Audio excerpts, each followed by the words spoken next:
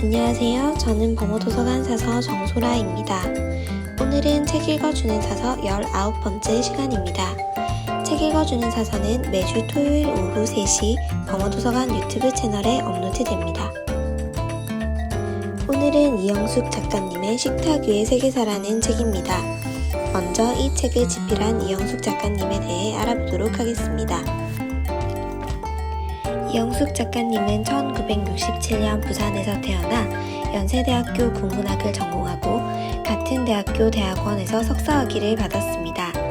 서울 명덕 외국어고등학교와 필리핀 사우스빌 국제학교에서 국어를 가르쳤습니다. 작가님께서 쓴 책으로는 의식주의 세계사 세트로 식탁 위의 세계사, 옷장 속의 세계사, 지붕 밑의 세계사가 있으며 그 밖에도 문화와 예술의 오페라와 관련된 세계사를 소개한 오페라와 함께하는 사회탐구, 전염병, 위생, 화장실, 목욕탕에 담긴 세계사와 문화 이야기를 소개하는 변기에 빠진 세계사 등이 있습니다. 그 중에서도 식탁 위의 세계사는 작가님의 첫 번째 출판작이자 제2회 창비 청소년 도서상을 받은 작품입니다.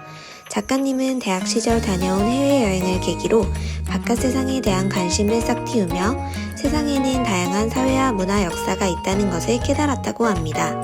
또 교사로서 아이들을 가르치는 동안 세계사에 대한 관심이 깊어져 다양한 세계사 책을 집필하게 된 계기가 되었다고 합니다. 오늘의 책 식탁 위의 세계사는 식탁에 오르는 친근한 10가지의 재료들과 관련된 역사책입니다.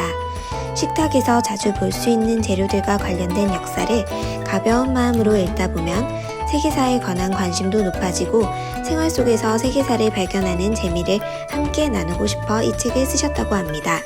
또한 이 책은 엄마가 자녀에게 역사 이야기를 들려주는 구어체의 방식으로 쓰여져 더욱 편안하게 읽을 수 있습니다. 이 책에는 총 10가지의 식재료와 관련된 이야기를 담고 있습니다.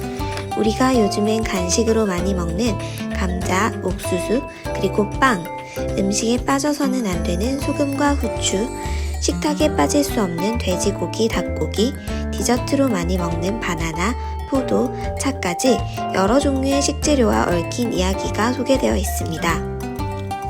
수많은 이야기 중 제가 오늘 읽어드릴 주제는 소금과 관련된 역사입니다. 소금이라 하면 저는 우리나라의 전래동화 중 소금을 만드는 맷돌 이야기가 생각납니다. 가난한 어부가 물고기를 잡으러 배를 타고 나갔다가 잡은 거북이를 불쌍히 여겨 풀어주었더니 소원을 들어주는 맷돌을 받게 됩니다.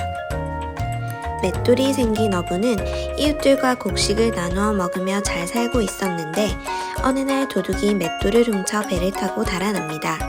도둑은 수리수리 나와라 소금이라고 외치고 배에 소금이 점점 쌓이면서 결국 무게를 견디지 못한 배는 바닷속으로 가라앉게 됩니다.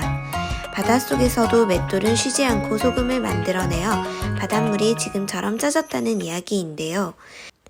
우리의 전래동화와 달리 이 책에 소개된 소금과 관련된 이야기는 인도의 민족 지도자 간디에 얽힌 이야기입니다. 제국주의 시대의 영국의 식민 치하에서 신음하던 인도를 독립으로 이끌기 위해 평생을 바친 인도의 민족 지도자 간디. 산업혁명 후 인도를 식민지로 지배하던 영국은 인도에 소금세라는 세금을 매겼어. 인도 사람들은 영국이 생산한 소금만 먹을 수 있고 소금을 사 먹을 때마다 영국에 세금을 내야 한다는 법을 만든 거야. 인도 사람들은 생필품인 소금에 대해서조차 영국이 간섭하고 나서자 정말 화가 났지. 간디가 이 소금법에 대한 저항의 한 방법으로 택한 것이 소금이 있는 바닷가에서 행진을 하는 거였어. 소금법이 만들어지기 전부터 간디는 인도 사람들에게 말하곤 했어. 악에 협조하지 않는 것은 선에 협조하는 것만큼이나 중요한 의무입니다. 이랬던 간디였으니 소금법에 협조하지 않기 위해 행동에 나선 것은 당연한 일이었지. 과자나 술처럼 안 먹어도 되는 먹을거리이거나 귀금속 따위의 사치품이면 모를까? 소금은 생명 유지를 위해서 누구나 섭취해야 하잖아. 하다못해 단식 투쟁하는 사람들도 물과 소금을 먹으니까 말이야. 그런데다 인도에서 나지 않는다면 몰라도 바닷물을 막아서 햇볕에 말린 뒤 긁어 모으기만 하면 되는 거잖아. 제 집 앞에 소금밭이 있는데도 영국 것만을 먹어야 한다니. 이런 억지가 어디 있겠어? 그래서 간디는 소금세를 폐지해야 한다고 주장하며 폭력이나 무력을 쓰지 않고 평화로운 방법을 택했어.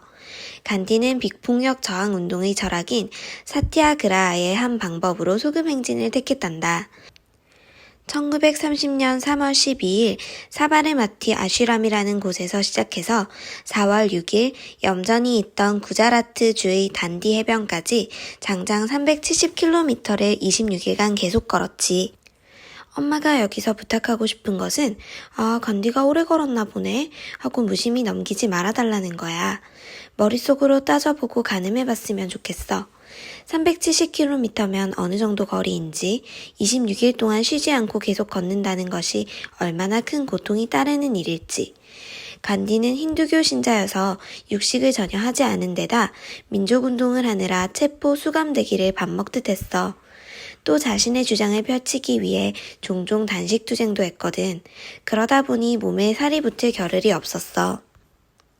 게다가 소금 행진을 하던 1930년에 그는 이미 60을 넘긴 나이였어. 그런 할아버지가 26일 동안 내내 걸으셨던 거야. 서울과 부산을 직선으로 연결한 것보다도 더 먼 거리를 말이야. 게다가 인도는 볕이 정말 따갑거든. 그런데도 간디는 모자도 없이 맨발이나 다름없는 허술한 신을 신고 걸었어. 행진을 시작한 때가 3월인데 더워봤자 얼마나 더웠겠느냐고? 아니야. 인도의 날씨는 우리나라와 다르게 4월부터 6월까지가 가장 더워. 아니 차라리 뜨겁다고 해야겠지? 기온이 40도가 넘으니까 말이야. 나중에는 간디의 고생을 보다 못해 사람들이 그의 행로 앞에 나뭇잎을 깔아드렸대. 처음 행진을 시작할 때는 70여 명의 동지들과 함께 떠났지만 도중에 사람들이 계속 몰려들어 단디에 도착할 쯤에는 인파가 어마어마했다고 해. 지열로 달아오른 땅을 타박타박 걸어서 끝내 해안가에 도착한 간디가 침묵 속에서 소금을 집어 올려 맛을 보는 행위는 인도 사람들에게 커다란 울림을 전해주었어. 이 행진 이후 인도의 바닷가는 소금을 줍는 사람과 소금을 파는 사람들로 북적댔대. 영국인들은 이 사람들을 죄다 투옥했는데 그 수가 6만 명을 넘었다고 해. 하지만 인도인들은 굴하지 않고 계속해서 비폭력의 방식으로 영국에 대항했대. 어때? 소금 하나에 식민 지배를 받던 인도의 역사가 잘 녹아있지? 역사를 공부하다 보면 오늘날 우리가 살고 있는 세상의 뒷이야기를 알게 될 때가 많대. 그것이 역사를 공부하는 재미이기도 하지. 너희들도 역사에서 재미를 발견하길 바래. 소금에 얽힌 인도의 이야기 재미있으셨나요? 이 외에도 흥미로운 9가지의 이야기가 있으니 도서관에서 책을 통해 읽어보시길 바랍니다.